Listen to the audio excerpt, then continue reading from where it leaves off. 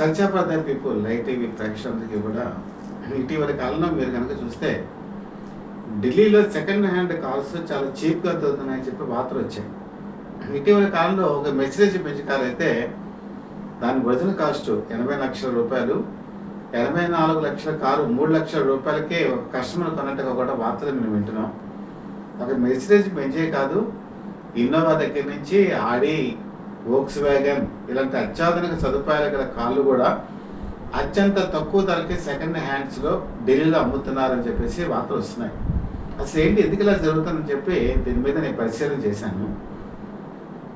Second hand sales అనేది ఇటీవల కాలంలో ఆంధ్రప్రదేశ్లో, తెలంగాణలో కూడా పెరిగింది. ఉభయ తెలుగు రాష్ట్రాల్లో కూడా ఎక్కువగా వీటి మీద మక్కువ చూపిస్తున్నారు.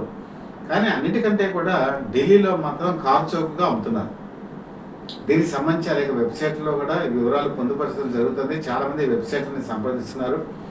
ముఖ్యంగా ఆంధ్రప్రదేశ్, తెలంగాణ ఉభయ తెలుగు రాష్ట్రాల్లో చాలామంది ఏజెంట్లు అనుకుందామా, మధ్యవర్తులు అనుకుందామా, ఎవరైనా సరే ఢిల్లీకి వెళ్ళి అక్కడ సెకండ్ హ్యాండ్స్లో కార్స్ తీసుకొని వచ్చి ఇక్కడ అమ్మటం కూడా జరుగుతుంది. సో బేసికల్గా ఢిల్లీలో ఈ పరిస్థితి ఎందుకు వచ్చింది, ఎందుకు ఇంత సెకండ్ హ్యాండ్ కార్స్ చాలా చీప్గా అమ్మవలసిన స్థితి ఎందుకు వచ్చింది అంటే అక్కడ ఫిట్నెస్. ఢిల్లీ గవర్నమెంట్ ఏం తీసుకుందంటే ఎయిర్ పొల్యూషన్ అనేది ఢిల్లీలో బాగా పెరిగిపోయింది. ఒక ఎయిర్ పొల్యూషనే కాదు, వాటర్ పొల్యూషన్ పెరిగింది. అన్ని రకాలుగా ఈ పొల్యూషన్ బాధిత రాష్ట్రాల్లో ఢిల్లీ కూడా ఒకటి. సో దీన్ని తగ్గించాలని చెప్పి ఒక నిర్ణయం తీసుకుంది. దీనికి కారణం ఏంటంటే ఎయిర్ పొల్యూషన్ ప్రధానంగా పెరుగుతుంది అంటే వెహికల్స్ వల్ల. ఈ సెకండ్ హ్యాండ్ సేల్స్ పెరగడానికి కూడా ఇదే కారణం. ముఖ్యంగా ఈ పెట్రోల్, డీజిల్ వెహికల్స్కి వాళ్ళ ఫిట్నెస్ పెట్టారు. డీజిల్ వెహికల్స్ అయితే 10 years అంటే కార్లకి సంబంధించిన చెప్తున్నాను. అలాగే పెట్రోల్కి సంబంధించిన వెహికల్స్ వచ్చేటప్పటికి 15 సంవత్సరాలు. ఆంధ్రప్రదేశ్ రాష్ట్రంలో ఎలా ఉందంటే అటు పెట్రోల్ కారు కొన్నా, డీజిల్ కారు కొన్నా దాని ఫిట్నెస్ వచ్చేప్పటికి 15 సంవత్సరాలు. 15 సంవత్సరాల తర్వాత మనం ఏం చేస్తామంటే ఫిట్నెస్ దీనికి వెళ్తాం, ఆ టెస్ట్కి వెళ్తాం. ఆ టెస్ట్కి వెళ్ళినప్పుడు మరొక 5 సంవత్సరాలు పొడిగింపు అనేది జరుగుతుంది. కానీ అక్కడ ఆ పొడిగింపు అనేది లేదు. డీజిల్ కారు 10 సంవత్సరాలు అయిపోతే దాన్ని కండెమ్డే, ఇంకా దాన్ని వాడటానికి వీల్లేదు. పెట్రోల్ కారు అయితే 15 సంవత్సరాల తర్వాత వాడటానికి వీల్లేదు. ఈ మధ్య ఢిల్లీ గవర్నమెంట్ ఒక నిబంధన కూడా పెట్టింది. అదేంటంటే పెట్రోల్ వెహికల్స్ ఎవరైనా సరే, డీజిల్ వెహికల్స్ ఈ టైం పీరియడ్ దాటిపోయిన తర్వాత బంకుల దగ్గరికి వెళ్ళి ఈ పెట్రోల్ కానీ డీజిల్ కానీ కొట్టించుకునే సమయంలో ఈ ఫిట్నెస్ లేనటువంటి ఈ కార్లకి అసలు ఈ డీజిల్ అనేది పెట్రోల్ ఇవ్వకూడదు అని చెప్పేసి ఒక రూల్ పెట్టారు. అయితే ప్రజల నుంచి తీవ్రమైనటువంటి వ్యతిరేకత వచ్చింది. దానివల్ల ప్రజెంట్ ఇది టెంపరీగా ఆపడం జరిగింది. కాకపోతే ఎక్కడ పడితే అక్కడ ఈ వెహికల్స్ని పరిశోధించడం, శోధించడం, తర్వాత ఎవరైతే ఫిట్నెస్ లేనటువంటి కార్లని వాళ్ళు సీజ్ చేయటం, పోలీసులు చాలా సివియర్గా చేయటం మొదలుపెట్టారు. దాంతో ఇప్పుడు అక్కడ కస్టమర్లకి ఇది ఎలాగైనా సరే వాటిని అమ్మేయాలి అనేటువంటి ఒక ఆదుర్త మొదలైంది. ముఖ్యంగా మీకు బాగా తెలుసు, ఢిల్లీకి వచ్చేప్పటికి వాళ్ళ కల్చర్ కొంచెం డిఫరెంట్గా ఉంటుంది. ఎందుకంటే ఢిల్లీలో ఈరోజు అపార్ట్మెంట్ కల్చరు చాలా విపరీతం, ఇండిపెండెంట్ హౌసెస్ చాలా తక్కువ. ఇక్కడ మహా అయితే ఒక అపార్ట్మెంట్కి మీరు ఒక కార్ మాత్రమే ఉంచుకోవచ్చు. కానీ ప్రతి కుటుంబంలో ఈరోజు ఢిల్లీలో వాళ్ళు కొడుకు అవ్వచ్చు, కోడలు అవ్వచ్చు, లేకపోతే ఇలాగా రకరకాలుగా ఫ్యామిలీ మెంబర్స్ అవసరాల నిమిత్తం ఒక కుటుంబంలో 2, 3, 5 కార్లు కూడా ఉన్నాయి. వాళ్ళు ఎక్కడ పెట్టుకోవాలి, ఇది ఒక పెద్ద సమస్య. పార్కింగ్ అనేది ఢిల్లీలో చాలా విపరీతమైనటువంటి ప్రాబ్లం. ఇంకా రెండో ముఖ్యమైన విషయం వచ్చేటప్పటికి కార్లు అనేది ఢిల్లీలో ఎంతవరకు వాడతారంటే లోకల్ ఏరియాస్లో మాత్రమే వాడతారు. అంటే జనగా మీకు ఢిల్లీలో లోకల్గా వచ్చేప్పటికి 100 kilometers కూడా జర్నీ చేయాల్సి ఉంటుంది. అదంతా లోకలే. కాబట్టి ఈ పరిధిలో కార్లు ఈ నిర్ణీత గమ్యానికి చేరాలంటే లోకల్ ట్రైన్స్ మీద ఆధారపడతారు, అలాగే ఈ కార్ల మీద ఆధారపడతారు. ముఖ్యంగా 2020 సంవత్సరం వచ్చేప్పటికి కరోనా ఎప్పుడైతే విజృంభించిందో చాలామంది పర్సనల్గా ఈ కార్స్ని ఉపయోగించడం మొదలుపెట్టారు. ఎందుకంటే ఈ లోకల్ ట్రైన్స్లో వెళ్ళినా, బస్సులో వెళ్ళినా, లేకపోతే ఇంకెలాగెళ్ళినా కూడా ఈ కరోనా బాగా సివియర్గా అటాక్ అయ్యేటువంటి అవకాశం ఉందని భయపడి అందరూ కూడా ఈ పర్సనల్ ట్రాన్స్పోర్టేషన్కి ఇంపార్టెన్స్ ఇచ్చారు. ఢిల్లీలో కాదండి, మొత్తం దేశం మొత్తం మీద కూడా ఇదే పరిస్థితి. ఈవెన్ ఆంధ్రప్రదేశ్లో కూడా మీకు 2020 కరోనా విజృంభిస్తున్న సమయంలో కార్ల అమ్మకాలు పెరిగాయి. అది ఆటోమొబైల్ ఇండస్ట్రీకి ఆ రోజు పాజిటివ్గా మారింది. కానీ ఈ రోజు వచ్చేటప్పటికి ఏంటంటే అప్పుడు కారు కొనుక్కున్న వాళ్ళు ఇప్పటికి ఆల్మోస్ట్ 5 సంవత్సరాలు అయిపోయింది. నేను చెప్పినట్టు ఒక 5 సంవత్సరాలు అయిపోతే ఈ డీజిల్ కార్లకి ఇంకా కండెమ్డ్ పరిస్థితికి వస్తుంది. కాబట్టి ఏం చేస్తున్నారంటే ఉన్న కార్లు ఎలాగైనా సరే అమ్మేద్దామని చెప్పే ప్రయత్నంలో ఈ డీలర్‌షిప్స్ వాళ్ళేమో సెకండ్ హ్యాండ్ ట్రూ వాల్యూస్ అని చెప్పి పెడుతున్నారు. వాళ్ళకి ఇచ్చేస్తున్నారు. అలాగే కొత్త కార్లని కొనడానికి ప్రయత్నం చేస్తున్నారు. ఇందాక నేను చెప్పినట్టు దేశంలోని వివిధ ప్రాంతాల నుంచి ఈ మధ్యవర్తులు రావటం, వాళ్ళు కూడా బేరాలాడటం. ఫర్ ఎగ్జాంపుల్ ఆంధ్రప్రదేశ్‌కి ఒక వెహికల్ తీసుకురావాలనుకోండి, ఎన్నో కిలోమీటర్లు అది ప్రయాణించి రావాలి. అంత దూరం మేము తీసుకెళ్తున్నాం కాబట్టి కొంత తక్కువకి ఇచ్చేయండి, ఈ తక్కువకి ఇచ్చేయడం కూడా జరుగుతుంది. ముఖ్యంగా ఈ ఢిల్లీలో నేను చెప్పాను కదా, లోకల్‌కి ఇంపార్టెన్స్ అంటే లోకల్‌గా తిరగడానికి కాళ్ళకి వాళ్ళు ఇంపార్టెన్స్ ఇస్తారని. వాళ్ళు బేసికల్‌గా ఢిల్లీ నుంచి మిగతా ప్రాంతాలకు వెళ్ళేటప్పుడు చాలామంది ఇక్కడ సంపన్నులైన వాళ్ళే ఉన్నారు. ఈ పెద్ద పెద్ద లగ్జరీ కార్స్ వాడే వాళ్ళందరూ కూడా. వాళ్ళు ఒక 150 కిలోమీటర్స్ దాటి ఎక్కడికైనా వెళ్ళాలి అంటే వాళ్ళు కాళ్ళని ఎక్కువ ఆశ్రయించరు. వాళ్ళు ఎక్కువగా ఈ ఈ ఎయిర్ బస్సులు అంటే మనకి ఈ విమానాశ్రయాలకు వెళ్ళి అక్కడ విమానాల్లో వెళ్ళటం అనేది వాళ్ళకి అలవాటు. కాబట్టి డిస్టెన్స్కి వచ్చేప్పటికి లగ్జరీ కార్స్ని వాళ్ళు వాడట్లా. అందుకని తిరిగే కిలోమీటర్లు కూడా చాలా తక్కువగా ఉంటుంది. మీకు దాదాపు ఒక 50,000 కిలోమీటర్లు తిరిగిన లగ్జరీ కార్స్ కూడా ఈరోజు తక్కువగా అమ్మేసేటువంటి పరిస్థితికి ఢిల్లీలో వచ్చేసింది. దాంతో ఈ పరిస్థితికి కారణం ఏంటంటే చాలామంది ఇప్పుడు మన ఢిల్లీకి వెళ్ళి లగ్జరీ కార్స్ తెచ్చుకుందాం అని చెప్పేసి హైదరాబాద్లో కానీ, విశాఖపట్నంలో కానీ, విజయవాడలో కానీ చాలామంది ప్రయత్నించి ఈ తక్కువ ధరకి కొనటం కూడా జరుగుతుంది.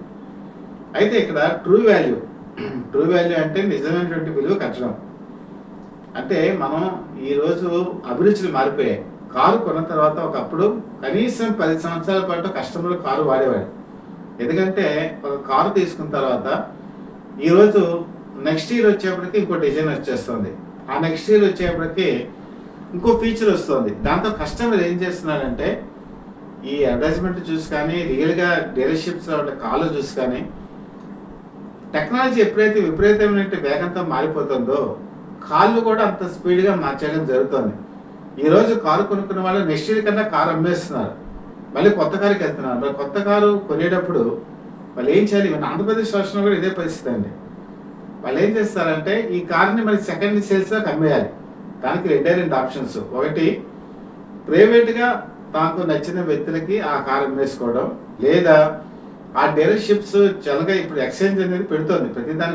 ప్రతి డీలర్షిప్కి కూడా ఒక ఎక్స్చేంజ్ అనేది వాళ్ళు కట్టి ఒక వాల్యుయేటర్ చేత వాళ్ళు ఆ కార్ తీసేసుకొని కొత్త కారు ఇస్తున్నారు.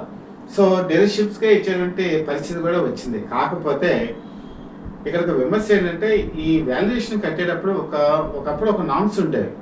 మీరు ఒక కారు తీసుకున్నారు కూడా, ఆ కారు మళ్ళీ అమ్మాలంటే ఆ కారు ఎప్పుడు కొన్నారు, ఏ సంవత్సరంలో కొన్నారు, ఎంతకాలం ఇది మార్కెట్లో తిరిగింది, ఎన్ని వేల కిలోమీటర్లు తిరిగింది అనే ఒక నిజమైనటువంటి ట్రూ వాల్యూ కట్టి ఎక్స్చేంజ్ మెథడ్లో పూర్వం డీలర్షిప్స్ తీసుకున్నారు. ఇప్పుడు ఏమైందంటే మీకు కార్ని సెకండ్ సేల్లో అమ్మాలంటే ఈ డీలర్షిప్స్ దగ్గరికి వెళ్ళినప్పుడు ఒక పర్టికులర్ రేట్ అనేది ఎక్కడ రావట్లేదు. ఒకప్పుడు ఒక రేటు డీలర్షిప్ కనుక మీకు ఇస్తే రేటు, మిగతా డీలర్షిప్స్ అన్నీ కూడా అదే రేట్ మీద ఉండేవి. కానీ ఈరోజు పరిస్థితి ఏమైందంటే మీరు ఒక కారు సెకండ్ దాంట్లో మార్కెట్లో అమ్మేసి కొత్త కారు తీసుకునేటప్పుడు వాళ్ళు డీలర్షిప్స్ దగ్గరికి వెళ్ళినప్పుడు వాళ్ళు ఏం చేస్తారంటే మీరు కొనే కారు ఏంటి, అది మామూలుగా కామన్గా ఉండే మినిమం కారా, లగ్జరీ కారా, సూపర్ లగ్జరీ కారా, మీకు మినిమంగా ఉండేటువంటి ఫెసిలిటీస్తో ఉండే కారు, ఒక మధ్యతరగతి వర్గాలకు అందుబాటులో ఉండే కారు మీరు కొంటున్నారంటే మీ అమ్మే కారు సెకండ్ హ్యాండ్ దానికి వాళ్ళు కట్టే రేటు ఒక రకంగా ఉంటుంది. అలాగే మీరు లగ్జరీ కారు కొనాలి అనుకున్నప్పుడు మీ కారుకి కట్టేటువంటి వాల్యూ కొంచెం ఎక్కువ పెంచుతున్నారు. అలాగే సూపర్ లగ్జరీ కారు మీరు డీలర్షిప్స్ దగ్గర కొంటున్నప్పుడు మీ కారుకి ఎక్స్చేంజ్ ఈ దీంట్లో వాల్యుయేటర్ కట్టే రేటు కొంచెం ఎక్కువ ఇస్తున్నాడు. అంటే ఒక పద్ధతి అంటూ లేదు. మీరు కొనే కారు బట్టి మీకు అమ్మే కారుని రేటుని వాళ్ళు ఫిక్స్ చేస్తున్నారు. దీంతో వినియోగదారులు చాలామంది విసిగి వేసారిపోయారు. ఒక కామన్ రేట్ అయితే రావట్లేదు. దాంతో వాళ్ళు ఏం చేస్తున్నారంటే ఈ డీలర్షిప్స్లో ఉండే వాటికి ఎక్స్చేంజ్కి ఇవ్వకుండా బయట అనేక రకాల వెబ్సైట్లను ఆశ్రయిస్తున్నారు. వెబ్సైట్ని ఆశ్రయించినప్పుడు ఏం చేస్తారంటే వాళ్ళు వచ్చి డైరెక్ట్ అంటే కస్టమర్ టు కస్టమర్ ఎప్పుడైతే మాట్లాడుకున్నారో రేట్ ఎక్కువ వస్తుంది. మిడిల్ మనం పర్సన్ అక్కడ ఉండదు, పర్సంటేజ్ ఉండదు కాబట్టి ఆ కారు ఎక్కువ రేటుకి వెళ్ళిపోతుంది. లేదా నేను చెప్పినట్టు కొంతమంది ఏం చేస్తున్నారంటే అసలు కొత్త కారుకి వెళ్లకుండా ఢిల్లీకి వెళ్ళిపోయి ఢిల్లీ నుంచి లగ్జరీ కార్స్ అతి తక్కువ రేటు కొనుక్కొని ఏమైనా చిన్న చిన్న రిపేర్స్ ఉంటే మెకానిక్స్ చేత చేంజ్ చేసుకొని వాటిని ఇక్కడ వాడుకోవటం జరుగుతుంది. కారణం ఏంటంటే ఇక్కడ మన ఆంధ్రప్రదేశ్కి వచ్చేప్పటికి నేను చెప్పినటువంటి 15 సంవత్సరాలు, ఆ తర్వాత ఫిట్నెస్ 5 సంవత్సరాలు కూడా ఉంటుంది కాబట్టి ఎక్కువ ఈ లగ్జరీ కార్స్ ఈరోజు ఢిల్లీ మార్కెట్లో విరివిగా దొరకటం జరుగుతుంది. అయితే ఈ టెండెన్సీ ఎంతవరకు ఉంటుంది, ఎంతకాలం ఇలా వెళ్ళగలుగుతుంది అంటే అది అక్కడ ఉన్నటువంటి పరిస్థితులు బట్టి ఆధారపడి ఉంటుంది. ముఖ్యంగా ఈరోజు ఉభయ తెలుగు రాష్ట్రాల్లోకి వచ్చేప్పటికి లాస్ట్ 3 months బట్టి కనుక చూసుకుంటే ఆటోమొబైల్ ఇండస్ట్రీ ముఖ్యంగా లగ్జరీ కార్స్ విషయంలో కానీ లేకపోతే మినిమం ఫెసిలిటీస్ ఉన్నట్టు కార్స్ విషయంలో కానీ కస్టమర్స్ పెద్ద ఆసక్తి చూపించట్లేదు. ఎందుకంటే మార్కెట్లో క్యాష్ ఫ్లో అనేది ఉండట్లా. ఒకప్పుడు 150 వెహికల్స్ 200 వెహికల్స్ అమ్మే ఒక డీలర్షిప్ని కనుక తీసుకుంటే ఈరోజు అందులో 50% సేల్ కూడా వాళ్ళు చేయలేకపోతున్నారు. కారణం ఏంటంటే కస్టమర్స్ దగ్గర మనీ ఫ్లో లేకపోవడమే. ఈవెన్ ఫైనాన్స్ ఇస్తామని చెప్పి ముందుకు వచ్చినా కూడా చాలామంది కస్టమర్లు ఈ ఫైనాన్స్ తీసుకోవడానికి కూడా ఆసక్తి చూపించట్లేదు. ఎందుకంటే మిడిల్ క్లాస్లో ఉండేటువంటి వాళ్ళకి ఇన్కమ్ అనేది సర్టినిటీగా రావట్లా. ఈఎంఐ కట్టాలంటే ఆ ఈఎంఐ కట్టేటువంటి ఇన్కమ్ నెక్స్ట్ మంత్ వస్తుందా రాదా. ఎందుకంటే వ్యాపారంలో చాలా వరకు రియల్ ఎస్టేట్ వ్యాపారం బాగా దెబ్బతిని ఉంది ఉభయ తెలుగు రాష్ట్రాల్లో కూడా. రియల్ ఎస్టేట్ వ్యాపారం ఎప్పుడైతే మందకొండగా సాగుతుందో ఆటోమేటిక్గా మిగతా బిజినెస్ అని కూడా మందకొండగా సాగుతాయి. ఇది జనరల్గా ఫైనాన్షియల్గా ఉండేటువంటి ఒక ఫినామినా. దీనివల్ల ఏమవుతుందంటే మార్కెట్లో మనీ ఫ్లో ఎప్పుడైతే లేదో ఈరోజు డీలర్షిప్స్ చాలా టెన్షన్ పడిపోతున్నాయి. ఎలాగైనా కొత్త కాళ్ళు అమ్మాలి, కొత్త కాళ్ళు అమ్మాలంటే ఈరోజు బోల్డ్ డిస్కౌంట్స్ ఇస్తున్నాయి, ఎక్స్చేంజ్ ఆఫర్స్ పెంచాయి, అలాగే ఆకర్షణీయమైన ప్రకటనలు గుప్పిస్తున్నాయి. ఈరోజు కస్టమర్ కారు కొనుక్కోవాలి అని ఒక ఫోన్ కనుక చేస్తే అక్కడ ఉన్నటువంటి మార్కెట్ పర్సన్స్ కానీ జిఎంలు కానీ అందరూ ఇళ్ళకి పరిగెత్తి వాళ్ళు టెస్ట్ డ్రైవ్ చేయించి ఎలాగైనా సరే కారు అమ్మించాలి అనేటువంటి ప్రయత్నం ఈరోజు చేస్తున్నారు. అందులో చాలా వరకు సక్సెస్ అవుతున్నాయి, కొన్ని సక్సెస్ కూడా అవ్వట్లేదు. కారణం ఏంటంటే నేను చెప్పినట్టు ఈ ఢిల్లీలో ఉండేటువంటి మార్కెట్ ఆంధ్రప్రదేశ్ మాలో కస్టమర్ల మార్కెట్కి అందుబాటులోకి వచ్చేసింది. తెలంగాణ నుంచి కూడా చాలామంది ఈ లగ్జరీ కార్స్ ఢిల్లీ నుంచి కొనుక్కోవడం జరుగుతుంది. ఈ ఉభయ తెలుగు రాష్ట్రాలే కాదండి, మిగతా రాష్ట్రాల వాళ్ళందరూ కూడా ఈరోజు ఢిల్లీ మార్కెట్ వైపే ఆశగా కన్నెత్తి చూడటం జరుగుతుంది. అయితే రాబోయే కాలంలో ఇదే పరిస్థితి ఉభయ తెలుగు రాష్ట్రాల్లో కూడా వస్తుందా అంటే నేను చెప్పేది ఫిట్నెస్ సర్టిఫికేట్ కాదు కానీ పార్కింగ్ సమస్య. ఈరోజు హైదరాబాదు అసలు పార్కింగ్ అనేది చాలా ప్రాబ్లం అయిపోయింది. అపార్ట్మెంట్లో ఉండేవాళ్ళు తమ కాళ్ళు పెట్టుకోలేక బయట పార్క్ చేస్తున్నారు. విశాఖపట్నంలో కూడా అదే పరిస్థితి. చాలా రోడ్ల మీద మీకు కాళ్ళు పార్క్ చేసి కనబడుతున్నాయి. కారణం ఏంటంటే అపార్ట్మెంట్స్లో ఒక కార్కి మాత్రమే ఎలా చేస్తారు మ్యాక్సిమం. కానీ ఈరోజు నేను చెప్పినట్టు 2-3 కార్లు 4 కార్లు ఒక కుటుంబానికి ఉండడంతో వాళ్ళు రోడ్డు మీద పెట్టేస్తున్నారు. రోడ్డు మీద పెడితే సెక్యూరిటీ లేదు. ముఖ్యంగా ఆ నేమ్ ప్లేట్ తీసినా దిక్కుమొక్కు లేదు. లేకపోతే మొన్న నేను ఒక ఎక్స్పీరియన్స్ చూశాను. ఒక కారు పార్కింగ్ చేశారు, మెర్సిడెస్ బెంచ్ కారు. ఆ మెర్సిడెస్ బెంచ్ కారు ఉన్న ఎంబ్లంని ఆకతాయిలు ఏం చేశారంటే పీకేశారు. అసలు యాక్చువల్గా అది వాళ్ళకి ఎందుకు పనికిరాదు.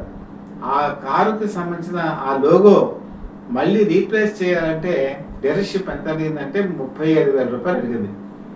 అంటే ఈరోజు కారు పార్కింగ్ రోడ్డు మీద చేయాలంటే సెక్యూరిటీ లేదు.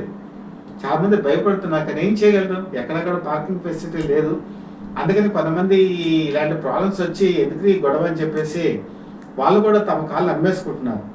ఒక కారుకు మించి మిగతా కారు ఉంచుకునేటువంటి పరిస్థితి కూడా ఆంధ్రప్రదేశ్లో కూడా లేదు. అందుకని కొన్ని కార్లు చాలా చీప్గా కూడా ఇక్కడ ఆంధ్రప్రదేశ్లో కూడా దొరుకుతున్నాయి.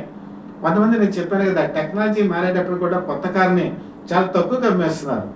అలాంటి వాళ్ళు చాలా అదృష్టవంతులు. కొంతమంది కస్టమర్లు సెకండ్ హ్యాండ్ సేల్స్లో కూడా చాలా మంచి కార్లు తక్కువ రీడింగ్తో అంటే ఎక్కువ కిలోమీటర్లు ప్రయాణించిన కార్లు కూడా ఆంధ్రప్రదేశ్లో కూడా దొరుకుతున్నాయి. అయితే మొత్తం మీద ఇప్పుడు మార్కెట్ ఎలా అయిపోయిందంటే కొత్త కార్ల కన్నా కూడా సెకండ్ హ్యాండ్ సేల్స్ అనేది బాగా ఇంప్రూవ్ అయింది. వాటి మీద కస్టమర్లు ఆసక్తి చూపిస్తున్నారు. ఈరోజు మెకానిక్స్ని వాళ్ళు సొంతంగా తీసుకెళ్ళి వాళ్ళు ఇందులో ఏమైనా ఇబ్బందులు ఉన్నాయా లేదా టెస్ట్ చేసుకొని దాని ప్రకారం వెహికల్స్ తీసుకుంటున్నారు. పైగా ఇంకొకటి ఏంటంటే యాక్సిడెంట్ వెహికల్స్ మీకు ఏంటంటే వాళ్ళ సర్వీసింగ్లో తెలిసిపోతుంది. అంటే జనగా ఒక కారుని ఎక్కడైనా సరే సర్వీస్ చేసినప్పుడు ఈ వాల్యుయేటర్స్ ఏం చేస్తారంటే అది యాక్సిడెంట్ వల్ల ఎక్కడెక్కడ పాయింట్లని లెక్క పెట్టి ఇది యాక్సిడెంట్ వెహికల్ అవునా కాదో కూడా నిర్ధారిస్తారు. అది వెళ్ళట్లేదు, కానీ యాక్సిడెంట్ కాని వెహికల్స్ చాలా తక్కువ ధరకైతే ఆంధ్రప్రదేశ్లో కూడా లభ్యమవుతుంది. రాబోయే కాలంలో ఫస్ట్ హ్యాండ్ కొత్త కార్ల కన్నా కూడా సెకండ్ హ్యాండ్ కార్లు సేల్లు పెరుగుతాయని చెప్పి డీలర్షిప్లోని ఎక్స్పర్ట్స్ చెప్తున్నారు. అది ఢిల్లీలో నిజమైంది. సో ఎంతమంది ఈసారి లగ్జరీ కార్స్ కొనడానికి ఢిల్లీకి పరుగు పెడుతున్నారో మనం చూస్తూనే ఉన్నాం. భవిష్యత్తులో ఇలాంటి టెండెన్సీ రాబోతుందా అన్న అనుమానాలు కూడా తలెత్తుతున్నాయి. అయితే ఈరోజు సత్యవంత పీపుల్ లైవ్ టీవీ సమాజంలో జరిగే అనేక పరిస్థితుల్ని మీ ముందు ఉంచుతోంది. ఎప్పటికప్పుడు అలర్ట్స్ రూపంలో మీకు ఇది అందాలంటే మీరు సబ్స్క్రైబ్ చేసుకోండి, బెల్ ఐకాన్ ప్రెస్ చేయండి. ముఖ్యంగా కనుక మీకు కంటెంట్ కనుక నచ్చినట్లయితే లైక్ చేయండి. మీరు కనుక లైక్ చేసినట్లయితే ఇది మాకు ఒక సపోర్ట్ అనుకోవాలి. అంటే మేము చేసిన దానికి మీరు మంచి ఒక సపోర్ట్ ఇచ్చినట్టుగా మేము భావిస్తాం. ఇలాంటి సపోర్ట్ నిరంతరాయం మాకు అందాలని చెప్పి మనస్ఫూర్తిగా కోరుకుంటూ మీ మిత్రుడు శ్రేయోభిలాషి DVSS కృష్ణప్రసాద్.